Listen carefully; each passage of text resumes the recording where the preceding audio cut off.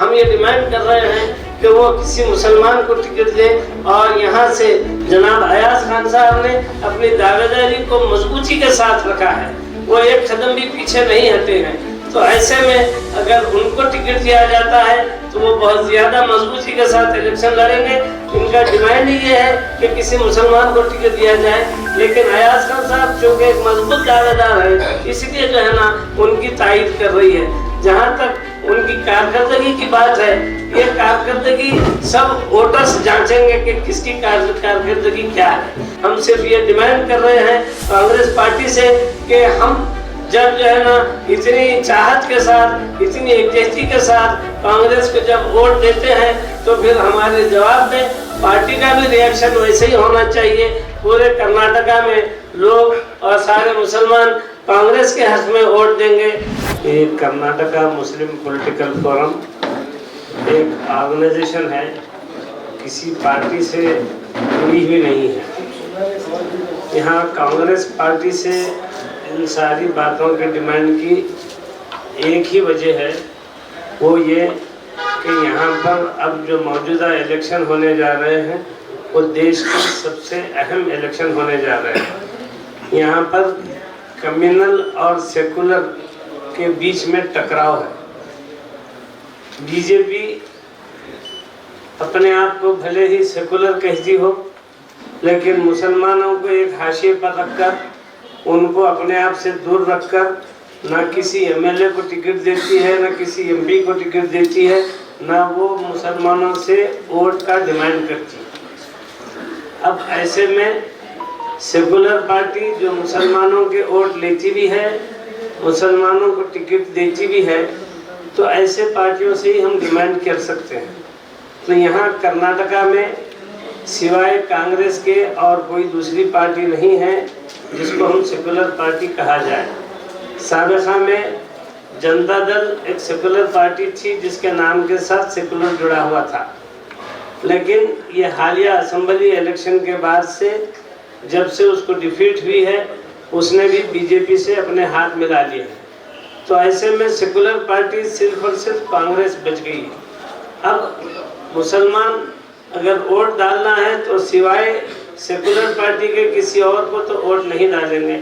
इसीलिए जैसे कि न्यूटन का लॉ है, action and reactions are the equal and parallel, यानी अमल और रद्द-ए-अमल दोनों एक दूसरे के मसावी और मुतजाद होते हैं। आप जिस जोर से दीवार पर बाल मारेंगे उसी जोर से बाल वापस आएगा। अगर आप आहिस्ता मारेंगे तो आहिस्ता वहीं का वहीं टपका खाएगा। तो यहाँ असेंबली इलेक्शन में मुसलमानों ने पूरे जोश और जज्बे के साथ, पूरे इत्तेहाद के साथ, एकजुटता के साथ कांग्रेस को, जैसे कि कहा गया कि 88% वोट देकर कांग्रेस को इख्तियार में लाए। और जो कांग्रेस को जो कर्नाटका में इख्तियार नसीब हुआ, यकीनन सारे दूसरे सेकुलर वोट्स भी उसको मिले, लेकिन सबसे ज़्यादा मुसलमानों ने अपने जोश और खरोश का इजहार किया। तो हम यही चाहते हैं कि कांग्रेस पार्टी भी अपने रिएक्शन के तौर पर मुसलमानों के साथ वैसा ही अपना मामला पेश करे, वैसा ही अपनी यगानजात मुसलमानों के साथ पेश करें। आपने हमको वोट दिया है, हम आपको नुमाइंदगी दे रहे हैं, हम आपको सब कर रहे हैं। तो जैसा कि कर्नाटका मुस्लिम पॉलिटिकल फोरम ने 5 सीटों का डिमांड किया था, कम से कम 3 सीट तो कम से कम मुसलमानों को कर्नाटका से मिलनी चाहिए, जिसमें से बीदर एक बहुत अहम सीट है जो मिलनी चाहिए, क्योंकि इसके आज़ादी के बाद जो पहला इलेक्शन हुआ था, उस इलेक्शन में बीदर से एक मुस्लिम कैंडिडेट शौकतुल्लाह अंसारी यहाँ से मुंतखब हुए थे, और दूसरा इलेक्शन आते आते बीदर को रिजर्व सीट कर दिया गया था, और वो रिजर्वेशन तकरीबन 50 साल तक कायम रहा। 50 साल के बाद जब रिजर्वेशन हटा तो उसके बाद यहाँ पर धर्म सिंह साहब जो कर्नाटका के एक सीएम थे, वो यहाँ से उम्मीदवार बनकर आ गए। चूँकि वो बहुत सेकुलर आदमी भी थे, उनको माइनॉरिटीज़ का चैंपियन भी कहा जाता था, मुसलमानों के थे, उनके दिल में बहुत ज़्यादा हमदर्दी भी थी, और वो बहुत ज़्यादा खद्दावर लीडर थे। तो उनके सामने मुसलमानों ने कोई दूसरे कैंडिडेट का मुतालबा नहीं किया, उन्हीं को कबूल किया और उनके हक में वोटों का इस्तेमाल किया। और इस तरह वो जीत कर भी आए। लेकिन दूसरे इलेक्शन में वो हार जाने के बाद तीसरे इलेक्शन के वक्त, जो गुज़िश्ता इलेक्शन था, मुसलमानों ने अपना डिमांड रखा कि ये सीट जो बिदर की है ये मुसलमानों को दी जानी चाहिए, क्योंकि जहाँ पर कांग्रेस पार्टी तमाम तबक़ात के वोट लेती है, तमाम तबक़ात को नुमाइंदगी भी देना चाहिए। सिर्फ ये कह देना कि मुसलमान जीत नहीं सकता, हार नहीं सकता, ये टिकट देने के बाद की बात है। ऐसे बहुत से जगह होते हैं जहाँ पर जीतने के चांसेस नहीं होते किसी उम्मीदवार के, लेकिन पता नहीं क्यों पार्टियां उस उम्मीदवार को टिकट दे देती हैं जो नज़र आता है कि ये तो हारने के लिए टिकट दी है। लेकिन पार्टी अपने उसूल के हिसाब से काम करती है। तो कांग्रेस पार्टी भी हम ये डिमांड कर रहे हैं कि वो किसी मुसलमान को टिकट दे, और यहाँ से जैसे कि कहा गया कि दीगर मुसलमानों की बनिस्बत जनाब अयाज खान साहब ने अपनी दावेदारी को मजबूती के साथ रखा है, वो एक कदम भी पीछे नहीं हटे हैं। तो ऐसे में अगर उनको टिकट दिया जाता है तो वो बहुत ज़्यादा मजबूती के साथ इलेक्शन लड़ेंगे। अगर पार्टी किसी और का मुस्लिम कैंडिडेट का इंतखाब करती है तो भी कर्नाटका मुस्लिम पॉलिटिकल फोरम उसकी कोई मुखालिफत नहीं कर रही।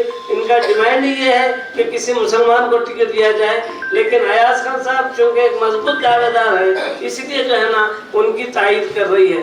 जहाँ तक उनकी कारकर्दगी की बात है, ये कारकर्दगी सब वोटर्स जांचेंगे कि किसकी कारकर्दगी क्या है। और जो है टिकट देने के लिए पार्टी जो है ना सिर्फ कैंडिडेट का अपनी पार्टी से जुड़ा रहना और उसका जो है ना जो दीगर एक्टिविटीज़ हैं वो सारे पार्टी देखेगी, पार्टी देखकर टिकट देगी। हम सिर्फ ये डिमांड कर रहे हैं कांग्रेस पार्टी से कि हम जब जो है ना इतनी चाहत के साथ, इतनी एकजुटता के साथ कांग्रेस को जब वोट देते हैं तो फिर हमारे जवाब में पार्टी का भी रिएक्शन वैसे ही होना चाहिए।